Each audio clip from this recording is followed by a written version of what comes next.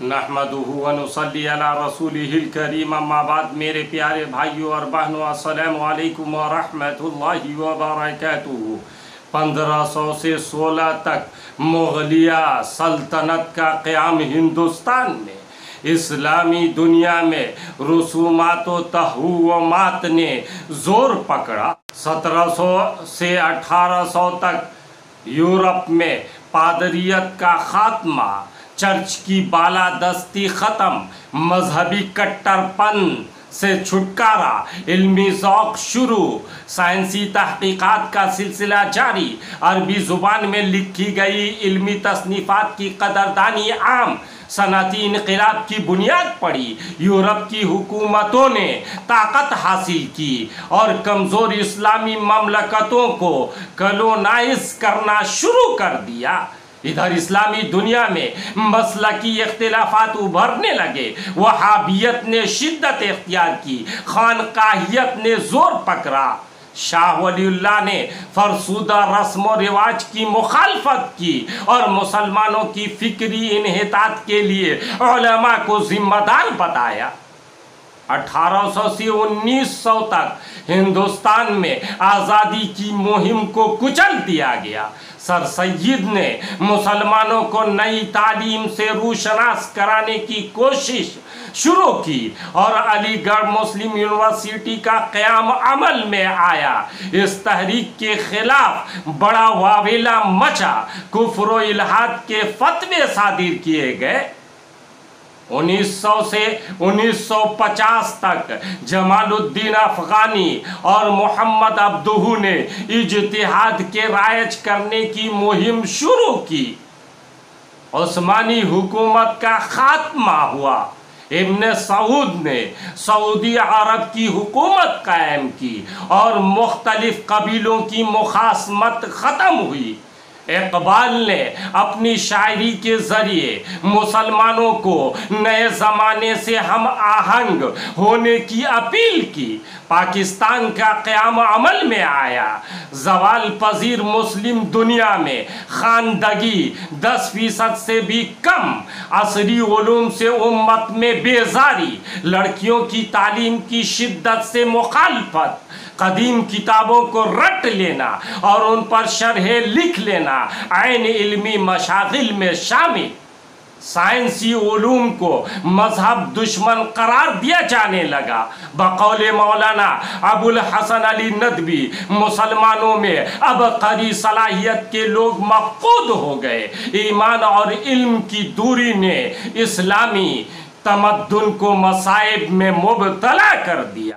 1950 سے 2000 تک مسلم حکومتیں آزاد ہوئیں، لیکن آزاد مملکتوں نے سائنسی ترقی کی جانب توجہ مرکوز نہ کی اور علمی و فوجی مقاصد کے لیے مغرب سے رجوع کرنے لگے۔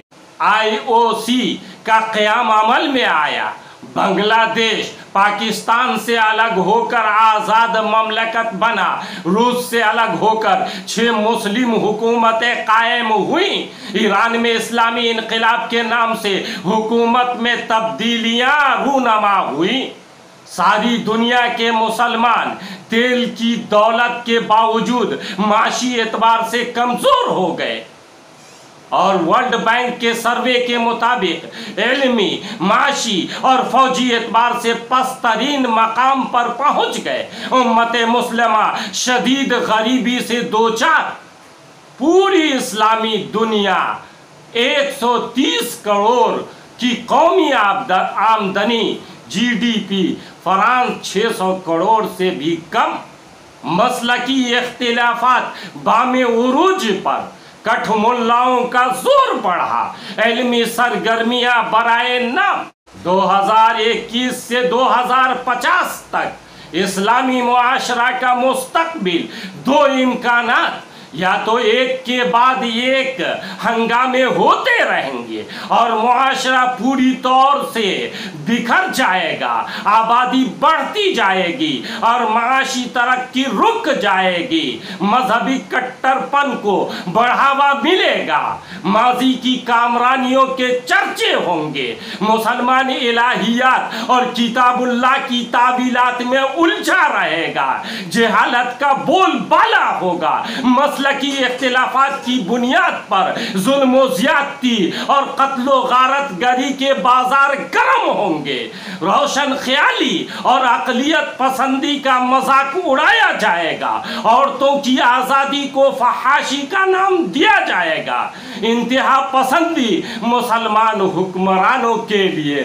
مسئلہ بن جائے گی، جن سے نمٹنے کے لیے مغربی حکومتوں کی مدد لی جائے گی، طاقتور مغربی قوموں کے ہاتھوں استحصال اسلامی دنیا کا مقدر بن جائے گا، یا پھر سر سید اقبال، جمال الدین افغانی، محمد عبدہ اور شاہ ولی اللہ کے پیغام اجتہاد پر عمل کرتے ہوئے ماڈرن اسلامی معاشرہ ظہور میں آئے گا، نئے زمانے کے تقاضوں کو ملحوظ رکھتے ہوئے قرآن و حدیث کی روشنی میں شریعت اسلامی کو تازگی ملے گی، علم کی قدر ہوگی، سائنس اور ٹیکنالوجی کو مرکزی اہمیت دی جائے گی، اور اس طرح ماضی کی شان لوٹ آئے گی، امت مسلمہ کھویا ہوا وقار پائے گی۔